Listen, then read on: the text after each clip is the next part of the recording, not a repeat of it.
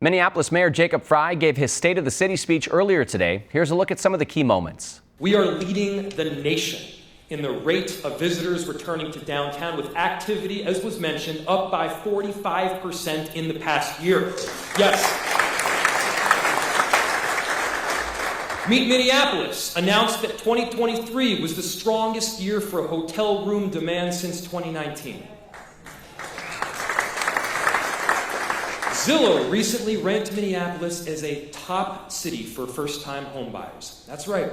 Anyone that is looking for a great place to live, anyone that is looking to start a family in a new city, anyone that is looking to move here, they should look no further than Minneapolis. This is the spot to be. On average, over the past 6 years, we are producing deeply affordable housing at nearly 8.5 times the previous rate.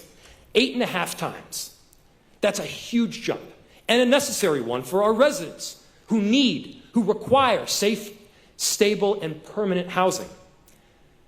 As I said earlier, mayors and people from across the country are looking to us for housing reform. Our housing policy is seen as a benchmark, in the 2040 Comprehensive Plan sets the standard. This is now my 7th, Michael can count 'em, State of the City address. In my first one in 2018, I said, do I believe the notion that we should change our zoning code to allow for a greater breadth of housing options? You're damn right I do. And since then, this issue has been a staple of virtually every major address. So I'm sorry if I feel like I won't stop talking about it, but this is a really important deal. Many of you know that today the 2040 plan is still being challenged in court. We're going to win this thing. Whether in the courts or in St. Paul, we aren't backing down. We're getting 2040 done. We're providing a diversity of housing options in every neighborhood, and we're going to push back on the intentional segregation practices of the past. The reality of everything that I said to you so far in this speech, every optimistic statistic I provided, every #1 ranking I bragged about, it's all true. It's also true that our world has changed. And changing with it at times will be difficult. At times it will be uncertain. It'll also be uncomfortable. And so here's the reality. Budgeting will look differently this year. This is not the year to add new shiny programs. It's the year to effectively carry out the ones we have. Coming into this year's budgeting process, we're starting at a projected levy increase of 6.1%. Anything we add to that will only increase the levy.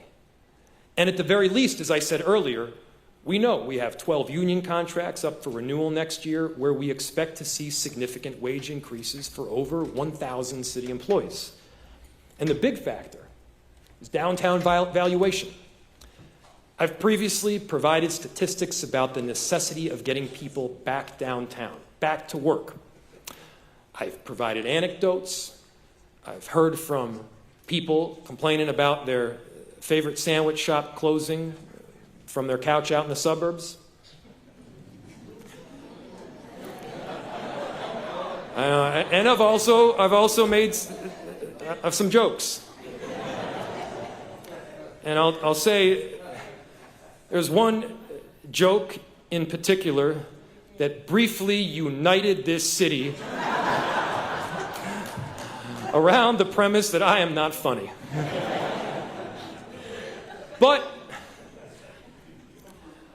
I'll also tell you what's not a joke. Residents having to pick up the tab because taxes are generated from downtown buildings, and those buildings have decreased in valuation. Lower occupancy leads to decreased valuation. Decreased valuation leads to lower property taxes collected from buildings that, taken a few of them together, can generate as much property taxes as other wards in their entirety. The money's got to come from somewhere. So that burden of a regressive tax, it shifts to our residents. Both homeowners and, by the way, renters. Regardless of what people might tell you, renters pay property taxes also through the rent.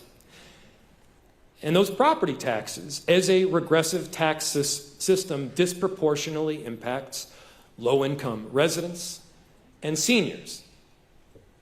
So we pride ourselves on being an inclusive and accessible city. We will neither be inclusive nor accessible by taxing people out of their homes.